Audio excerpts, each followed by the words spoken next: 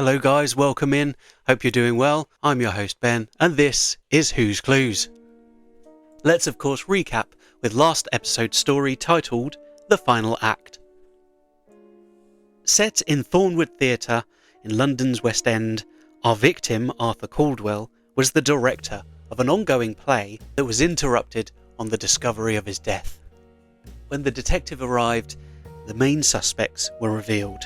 There was Linda Kingsley, the playwright, Victoria Shaw, the lead actress, Marcus Sinclair, the leading man, Alina Walsh, the theatre's producer, and finally Oliver Grant, the theatre critic.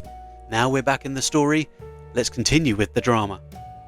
The detective pieces together the evidence, focusing on the missing costume and the poisoned wineglass. The key clue comes from the overlooked detail, the handwriting on the note. While it matches Linda's, the ink used is different from anything she had on hand. Further analysis reveals the note was forged by someone who had access to her handwriting samples. The killer is revealed to be Oliver Grant, the ruthless theatre critic. Oliver, who had been receiving anonymous tips about a scandal involving Linda and Arthur, had been investigating their past for a scathing expose. He was the one paying Arthur off in exchange for information, but when Arthur threatened to come clean about everything, Oliver decided to silence him. Oliver had attended opening night to gather more dirt, but grew desperate when he realised Arthur might expose the truth about Linda's plays. Disguised in the missing costume, Oliver poisoned Arthur's wine and left the forged note to cast suspicion on Linda, knowing her troubled history with the director. As Oliver is led away by the police, the remaining cast and crew are left to pick up the pieces of the night's tragedy. Linda, though vindicated, is left to grapple with the legacy of her stolen work and the realisation that even her long-awaited comeback couldn't escape the shadow of her past. Victoria, Marcus and Alina, though innocent of murder, may face the reality that their ambitions and betrayal helped create the toxic environment that led to Arthur's death. The theatre world moves on, but the ghosts of Thornwood Theatre will haunt them all for years to come. Our detective leaves the playhouse, the echoes of the applause from the performance still lingering in the empty halls. In the theatre, where the drama and deceit are intertwined, sometimes the final act isn't on stage, it's waiting just behind the curtain. And that ends our tale.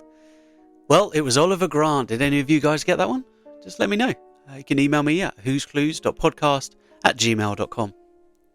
Now imagine me closing the book on that story, throwing it off to the side, and let's open another one.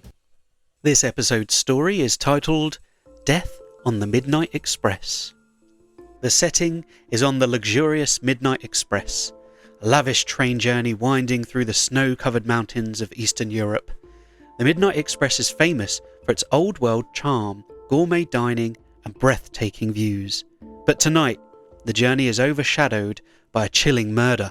The train, isolated by a sudden snowstorm, becomes the setting of a deadly game of deceit and intrigue, where no one can escape until the killer is unmasked. Let's move to our characters. We start with Sir Henry Aldridge, a wealthy industrialist and owner of Aldridge Enterprises.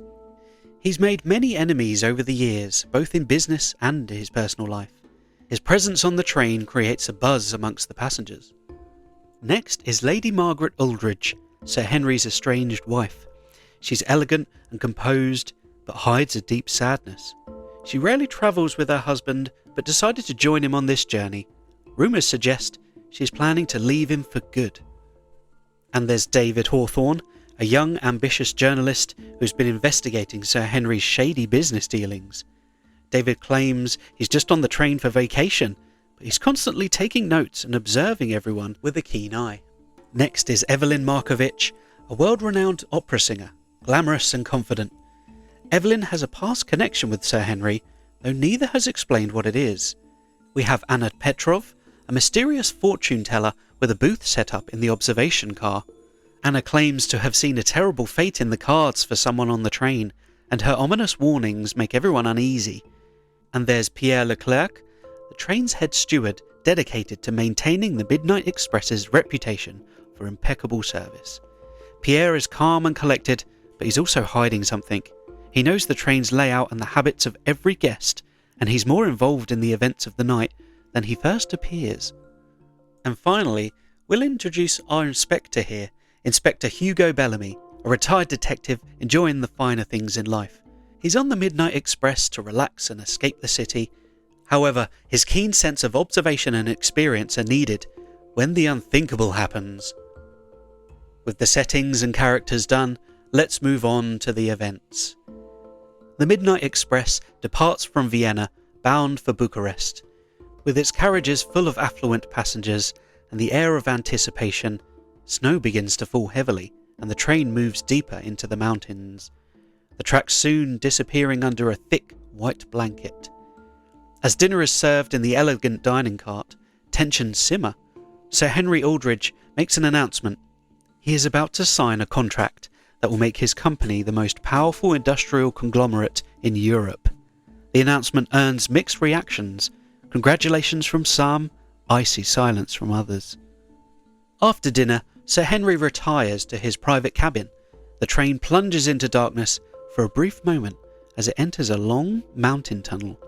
When it emerges from the moonlit snow again, the train jolts, and Lady Margaret screams.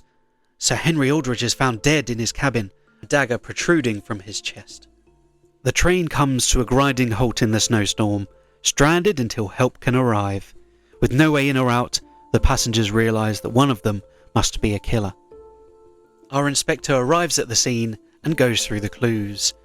He looks at the weapon used to kill Sir Henry, a ceremonial dagger that was on display in the train's lounge. It belongs to the Midnight Express itself and is usually kept in a glass case. The case was found shattered, but no one remembers hearing it break. And in Sir Henry's cabin, a contract detailing his new business deal was discovered, crumpled and torn.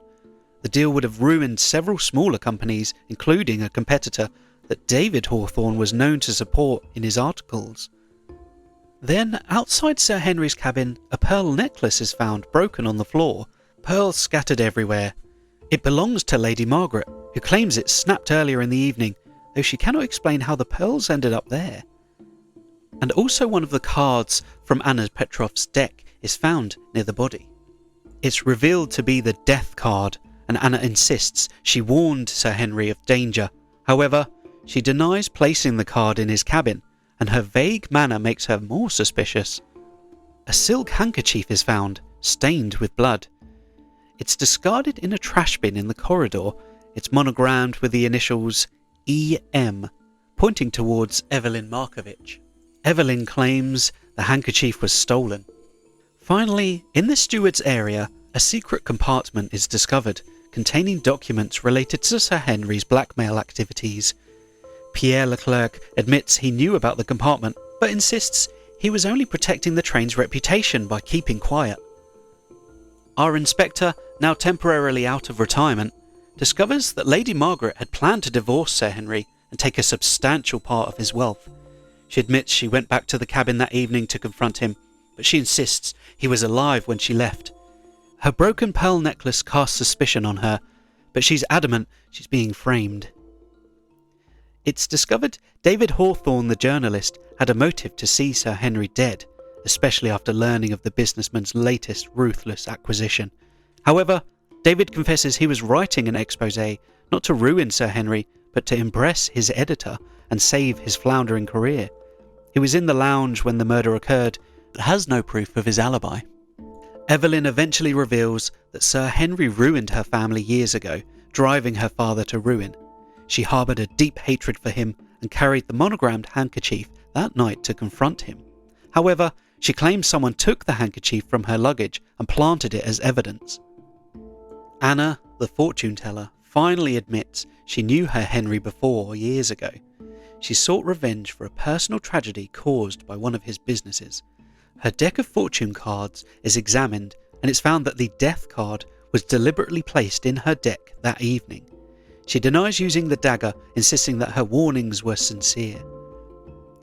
And Pierre, the steward, reveals he once worked for Sir Henry and knew too much about his secrets. He was blackmailed into silence, but admits he felt trapped, knowing that speaking out could ruin his livelihood. He seems shaken by the murder, but swears he was innocent. And this is where we will pause our tale. I hope you're enjoying it. A murder on the train, never been done before, right? Don't look into it. Anyway, who do you guys think it was? Our suspects were Lady Margaret, the victim's wife. Her pearl necklace was found outside the cabin. Next was David Hawthorne, the journalist. He had no proof of his alibi, so was he really in the lounge? And Evelyn Markovich, the opera singer? She hated the victim for ruining her family years ago. Was it Anna, the fortune teller? She sought revenge for a personal tragedy, and her card was found by the body. And finally, Pierre Leclerc, the steward.